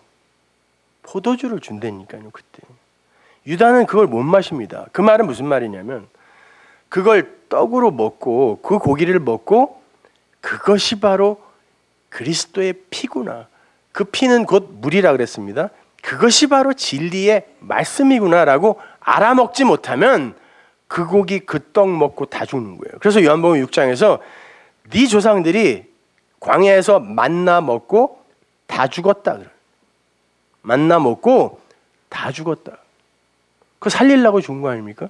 예. 그런데 그걸 그냥 만나. What is this? 이게 뭐야? 모르면 그게 만나라는 단어의 뜻이에요. 히브리어로. 모르면 죽는다 이런 말이에요. 그걸 반드시 포도주로 마셔야 되는 거예요. 가롯 유다가 밤으로 떠난 그 뒤에 상황이 일어납니다. 마지막에 마가복음 14장 23절. 또 잔을 가지사 사례하시고 저에게 주시니 다 이를 마시매 가라사대 이것은 많은 사람을 위하여 흘리는 바 나의 피 곧 언약의 피니라. 이 언약 안에 들어있지 못한 이들은 아무리 말씀을 떡으로 고기로 먹어봐야 다 죽는 거예요. 언약의 피니라. 진실로 너에게 이르노니 내가 포도나무에서 난 것을 하나님 나라에서 바실레이아 새 것으로 마시는. 뭐예요 이게? 새 것으로 마시는 거. 성령이잖아요. 이 머리에서 이 3단 논법으로 연결이 안 돼요 이게? 주님이 그걸 성령이라 그랬잖아요. 생수라고 그랬고. 그럼 새 것, 그것이 성령이죠. 그걸 모형으로 준 게 포도주잖아요. 그러면 그걸 새 것으로 여러분은 마셨죠. 여러분 안에 성령이 있다면서요. 점점 자신이 없어져요. 그러면 그 포도주는 여러분에게 무슨 의미가 있어요, 없어요? 그러니까 성찬식 그런 거 너무 좋아하지 말아요. 제가 여러분들이 스스로 알아서, 왜? 기독교의 이 역사와 전통이 낳아놓은 것들이, 불필요한 것들이 너무 많은데 그동안 우리는 너무 거기에 목숨을 걸고 있었기 때문에 그냥 다 이렇게 해드리지만, 요즘은 뭐 찬양을 불러도 내용들이 엉뚱한 게 얼마나 많아요. 그러나 어떻게 해서든지 저거를 진리로 이해해 보려고 애를 쓰면서 듣잖아요. 어? 그러듯이 여러분이 스스로 이제는 이게 의미 없는 것이네요 라고 나오면 하나하나 없을 거예요. 그러나 끝까지 여러분이 이거 필요합니다 하면 끝까지 할 거예요. 하던 안 하던 무슨 상관이에요 그게. 그러나 여러분이 그런 것에서부터도 자유로워져야 돼요. 보세요. 하나님 나라에서 내가 새 것으로 마시면 이젠 다시 안 마신다. 그게 피예요. 그 피는 물이고 생수고 그 생수는 주님이 성령이다 그랬단 말이에요. 그럼 여러분 안에 그 성령, 그 진리, 그 말씀이 들어가 있으면 이제는 그 어떤 종교 행위라는 것도 대단한 가치가 있는 게 아닌 거예요. 그러나 율법이 있는 자들에게는 내가 그 진리를 전하기 위해 율법이 있는 자처럼 없는 자들에게는 없는 자처럼 그렇게 간다 라고 이야기한 우리 신앙의 선배들의 말처럼 그까지 해주면 어때? 바울이 갱그레아에서 머리를 빡빡 깎고 한 거 사실은 그거 하면 안 되는 거예요. 그렇지만 자기가 자기 돈 들여서 제자들도 깎아주고 자기들도 깎고 자기도 깎고 했단 말입니다. 머리 좀 깎으면 어때요? 근데 우리는 그러한 어떤 표피적인 종교적 어떤 행위 이런 것들에 너무 목숨을 걸어요. 왜? 그 내용을 잘 모르니까. 그것의 가치를 잘 모르니까. 그래서 요한복음 2장에서 그 포도주를 물포도주라고 말씀해 주시는 거예요. 첫 번째 신랑이 마련한 포도주가 있었습니다. 떨어졌어요. 잔치집에서, 혼인잔치집에서 포도주는 반드시 신랑이 내야 됩니다. 네, 포도주가 떨어지면 그 잔치는 끝이에요. 끝났어요, 잔치가. 그랬더니 주님이 물을 담아라 그래요. 어디다가? 정결례식 행하는, 깨끗이 닦는 그 물 담는 항아리에다가 그래 놓고는 그걸 포도주로 바꾸더니 뭐라 그러냐면, 그 둘 다 명사예요.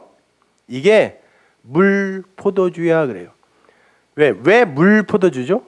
포도주라는 건 너희들을 깨끗이 씻는 거지. 그것을 너희들이 찬양의 대상으로, 섬김의 대상으로 갖고 있으면 안 되는 거야. 그리고 중요한 건 술은 누룩으로 담그는 거죠. 누룩이 들어가야 술이 제대로 익죠. 지종현 집사님이 또 맞죠? 근데 물 포도주는 뭐예요? 누룩이 들어가지 않은 술이란 뜻이에요. 그게 깨끗한 술이라니까요. 그것도 찾아다니지 말아요. 또 그런 거 어디 있나? 없어요, 그런 거. 성경에서 상징으로 주는 거죠. 물 포도주. 이것이 물이야 이런 말이에요. 포도주는 물이어야지 이런 말이에요.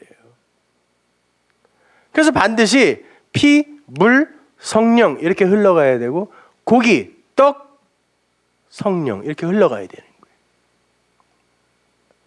안 그러면 그냥 우리는 그 성경 말씀 안에서 여전히 율법의 종으로 살 수밖에 없어요. 우리 그렇게 첫 번째 남편, 그 남편이 남기고 간 그 피를 진리의 물로 마셔야 되는 거예요. 그게 정결의 물 포도주가 되는 겁니다. 그러면 우리가 진짜 양식을 먹는 자가 되는 거예요. 그러면 첫 번째 남편과 함께 먹었던 그 율법, 그거는 이제 금식할 수 있는 거잖아요. 그런데 사람들은 그 율법을 행하면서 금식을 하죠. 먹지 말아야 할 걸 먹는 거예요, 그게요. 금식하면서 배 터지게 먹는 거예요. 영적 비만 걸리는 거예요. 그게 무서운 거는 몰라요. 유괴 비만만 걱정해가지고 말이죠. 그냥 다이어트 하면서 금식한다고. 그럴 거면 차라리 그냥 단식원을 가세요. 금식 기도원 가지 말고. 뭐 한 이틀 지나면 힘 빠져서 뭐 기도나 합니까? 너무 많이 해봐갖고 잘 아는데요. 그렇게 우리는 자카를 품은 네케바가 되어서 진짜 연합, 진짜 레위가 되는 거예요. 근데 그 레위는 반드시 세리라는 과정을 통과해야 되는 겁니다. 로마서 7장에서 그걸 두 번째 남편을 영의 새 것이라고 했잖아요. 그게 그리스도의 영, 진리의 말씀입니다. 그래서 그 혼인집 신랑의 이야기, 그 금식의 이야기에 또 새 포도주, 새 부대 이런 이야기가 붙어 있는 거예요. 그건 다음 주에 to be continue. 결론 맺겠습니다. 기도하겠습니다. 하나님 은혜를 감사합니다. 아버지 하나님, 우리는 그렇게 이미 법에서 해결됐고 해방이 되었고 죄의 용서를 경험한 자들입니다. 하나님, 그 안에서, 그 진리 안에서 자유하게 하시고 그 자유가 우리에게서 참된 진심에서 우러나오는 찬송을 터뜨릴 수 있는 능력이 되게 하여 주옵소서. 예수님의 이름으로 기도합니다. 아멘.